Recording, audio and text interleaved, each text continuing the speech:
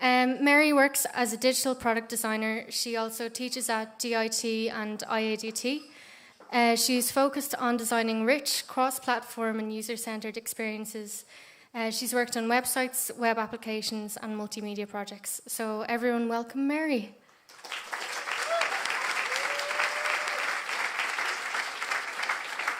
Hello. Yeah, go for it. So I'm just going to talk about user story mapping.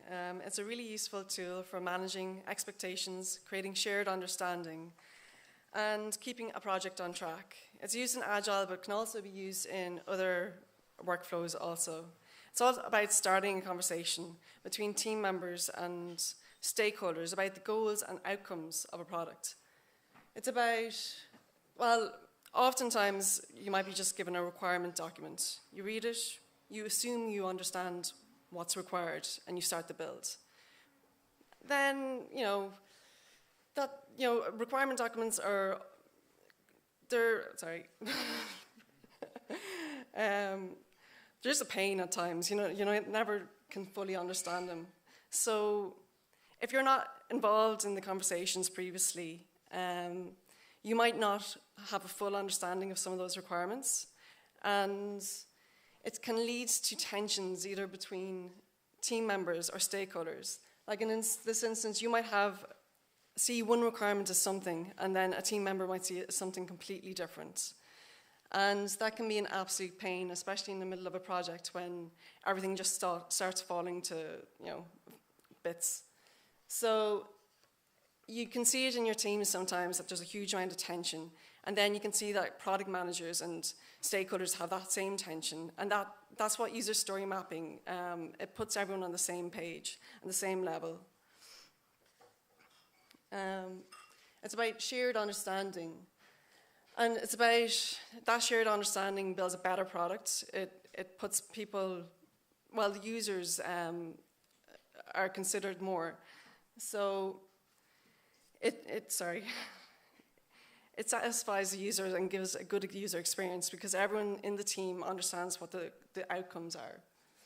In order to begin, you bring all the parties together into the one room, and you talk about the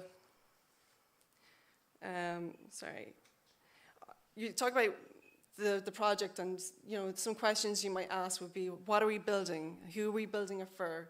Why are we building it? And how is it going to benefit the user? The participants in the workshop would write their notes on sticky notes and add them to a board.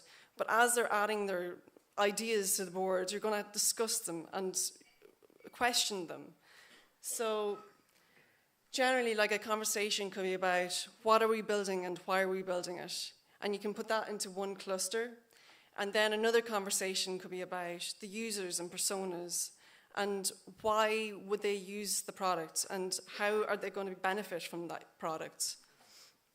And then generally in a user story map, you would have a horizontal axis, and that will have the high-level user story, high-level stories and key steps of that product.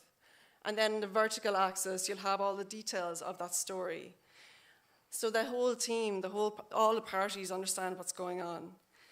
It's all about digging deeper into your project and having a deeper understanding and getting rid of any of those grey areas or unknown areas that you're not sure about, or you might not even know that you're not sure about. These are some students in DID, and they're using user story mapping to think about their app ideas and really plan them out. But without doing this, they might have missed something. So it's also about prioritizing a project. As the map grows, the project looks as if it's getting bigger as well. So you can slice the map and have release dates and decide on the minimum viable product. And then when the project is signed off, you've got a lot more confidence when you begin the build. Everyone knows what the desired outcome is. The team is building it together, not just the developers at the end are just given a requirement document. So then that will give a better product to the consumer, to the user. They'll have a better experience, and it will initially give a better chance of the product succeeding also. There's a lot more to user story mapping. I've just touched the surface. Jeff Patton came up with the concept a while back, and he's written a book about it, and it's quite detailed.